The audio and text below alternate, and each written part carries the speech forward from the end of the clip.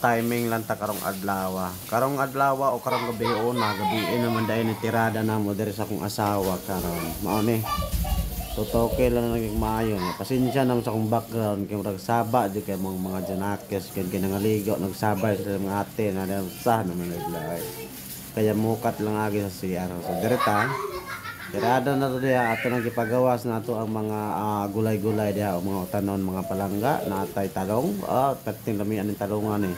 Kay kuan ni siya, talong nga Bisaya ni siya.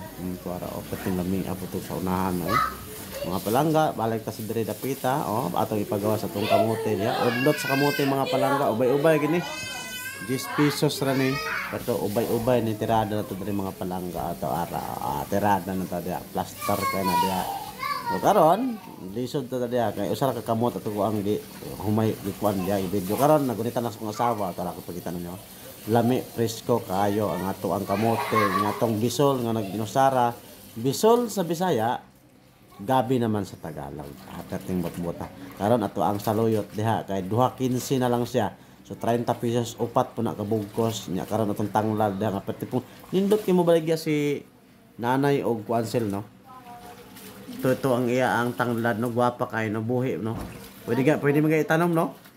Nung tanan ko sa asawa tas galaba pa kong asawa ba. Perting nindutas yang tanglad manggod kun si nanay always na si nanay diha pag mupalit ka pwede nimo itanom ang imo ang tanglad. Huwag yung tanglad nga gibaligya. 10 pesos usa ka bugkos kumbati na. So karon plaster na ta sa tong kalaha ariya nya gaperito din og bulad akong asawa diha kay partner man ginadya sa tuang utan sa Bisaya ng utan niya.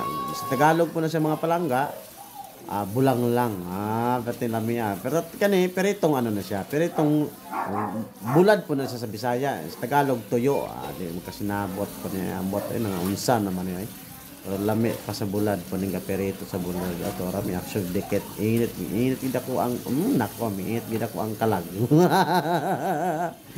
Direta focus to diri gamay sa tong utanon padpad ang akong asawa na po diha og kalamunggay ang habol si kalamunggay kay ko kapit sa palengke ana ba mga palangga sa akong garden wala dito karon palit sa diri sa mong silingan kaloy up sa Ginoo pila mo pa ito mang Jis nakapit sa Jis ubay-ubay po luto na dato ang kuan mga palangga atong bulad ato ara pati lami up ug sa kalamunggay gapadpad og kalamunggay karon ang asawa mintas tira sa kalamunggay kapamukal po ko sa akong gabi lagi o bisol ako nang gilatan kay mo na magpalawot sa to ang sabaw diha mga palangga nya karon ginaya na to ang ato ang kuan kay maglata-lata na kay magpadpad pa pud mi ana na mo ang kuan pod mga utanon ako tira ni saluyot lami magpadparo na saluyot mga palangga og kani kuan ganahan kuan danlog ba ani saluyot para lami matay lami siyang pagkalamunggay.